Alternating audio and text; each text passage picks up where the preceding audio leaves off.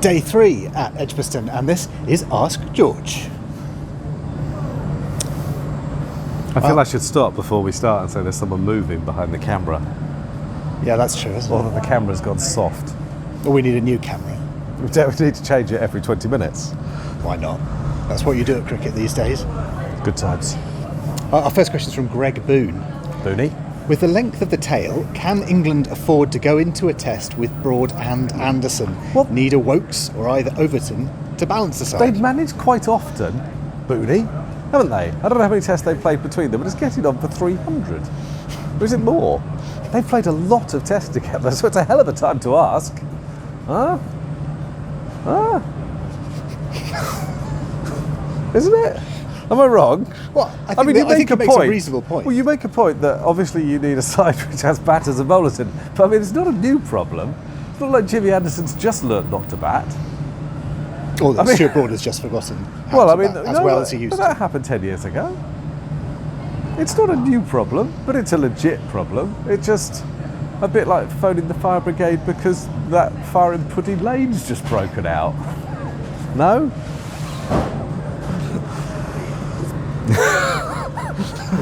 It's locked. Do you know it locks? And the terrible thing is you either need my face or a potato. It's very, very bad for my self-esteem. You can literally just hold up a jacket potato and it opens. Our next question's come from Jason. Jace? Jason isn't that funny a name, to be honest. It's all part and parcel. Jason asks, at what point do we have to stop teams constantly changing the ball in an innings? It's getting ridiculous. It is actually. Jason's right. He might have a comic name. He doesn't really. But he makes a fair point. Well done, Jason. No, we should, okay, should I serious answer? We should stop it now because it's ridiculous. The ball's the same for both sides. Just get the hell on with it. And also, we're losing. How many overs did we lose today? Best part of 15. 15. So they should be refunding the spectators almost 20% of their, which is going to be 20 quid for lots of people. It's nonsense. Our next question is actually on a similar theme from Adam. Ball changes, pause for movement behind the bowler's arm, drinks breaks, slow restarts after rain, foothole repairs, bat changes, and several bits of physio being done today as well. Is there any wonder 90 overs are rarely bowled? No. So all those things can be changed, I think.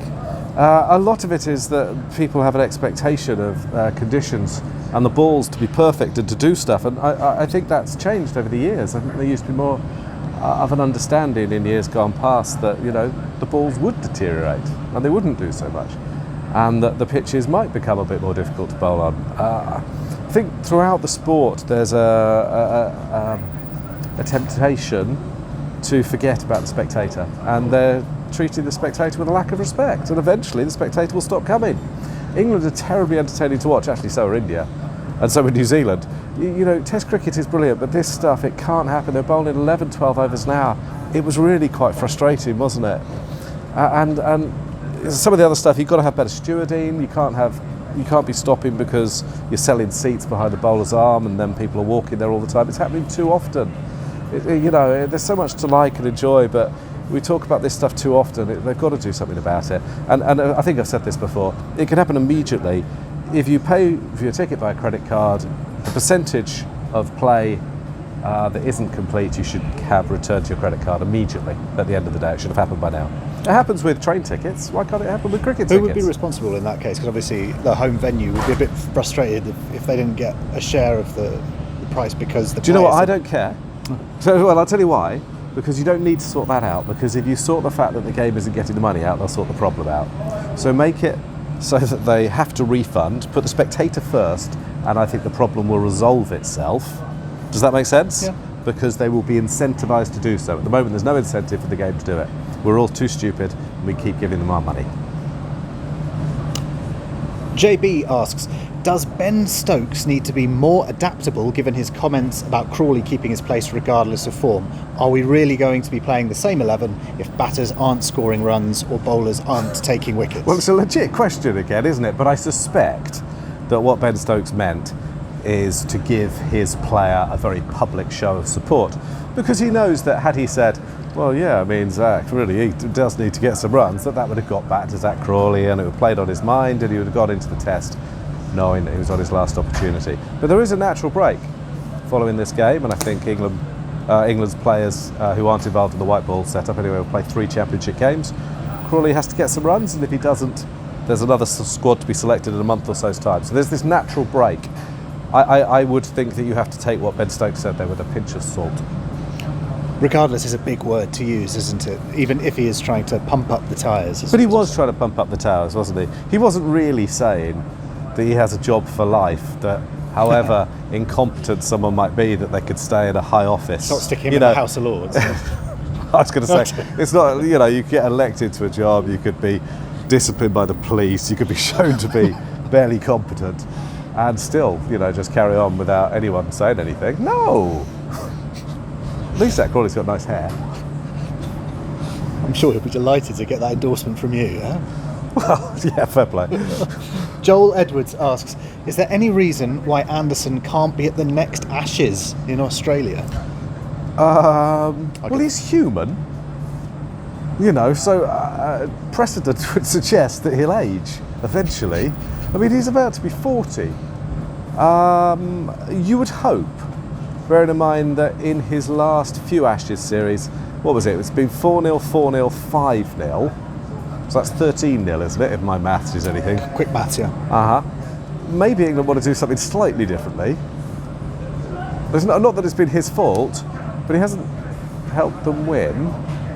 So I'm not sure that sending a 43-year-old to Australia to open the bowling is a brilliant idea.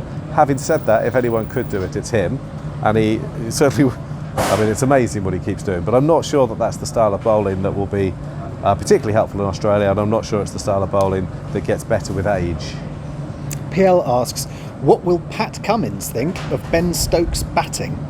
Well, he'll know that he's a really dangerous batter. Look, I know what you're saying. You're saying he's going to think, you can't treat me like that, but he'll know he's dangerous, and I've no doubt that Ben Stokes will come off occasionally, even batting like this, but I don't think he gives himself the best chance. I just think he's so much better. He's so much better than just going out there and trying to slog. And he's doing it in the nets all the time as well. He's just going out and slogging. And I thought for a while that he had the best defensive technique in the side for that little period where Joe Root wasn't on his best. And he's selling himself a bit short. I think it's naive nonsense, to be honest. I think he's a terrific cricketer, and he's trying to make statements, not runs. And all this stuff about style mattering over stats, it doesn't. At the end, if India win this by like 150, there won't be judges going, but we're going to give England 160 for style. It won't happen. Just win. You could say that Bairstow showed as captain how you can play aggressive cricket. Well, someone should write a piece on that. Yes, he did. I thought Bairstow earned the right to play the aggressive shots he played later in his innings by building the foundations. I think he was something like 12 not out overnight after 45-ish balls. Dug in again this morning against a very good bowling attack, and then as the ball got a bit easier, as he played himself in, he started to attack. That's invested in your innings. I don't see Ben Stokes doing that at the moment, and I wish he would, because I honestly think he's a terrific batter. And some of his best test innings, such as the one at Leeds in 2019, the one at Old Trafford in the COVID year, was that 2020? They involved huge periods of denial and defence, and that's part of the game. That's okay. You shouldn't be sorry about having a good defence. Zainab asks, does Broad fit into England's best Test 11 if Archer, Mahmood, Wokes are fit? Well, no, maybe not. I mean, no, Archer, Mahmood, Wokes. I mean, that's an interesting selection, but you could equally say Robinson, and you could say Wood. I think you'd have to say Wood, wouldn't you? And you could say Stone as well. So there's quite a lot of other people, So possibly not. But, I think he's bowled a bit better than his figures suggest this summer. I think he did again today, really. It's not a bad thing to have quite a lot of bowlers who you can select and rely upon, and he's one of those. If you believe the speed gun, he hit 90 miles an hour today. Well, I did believe it, because we had just said he's really trying to crank it up here, and I thought he maybe felt he had a bit of a point to prove. He'll be, his pride will be hurting like anything after that mauling, which happens up to a point if you're a bowler every so often. So he won't like that, and he'll be trying to show that he can still do it. He's fiercely proud and determined.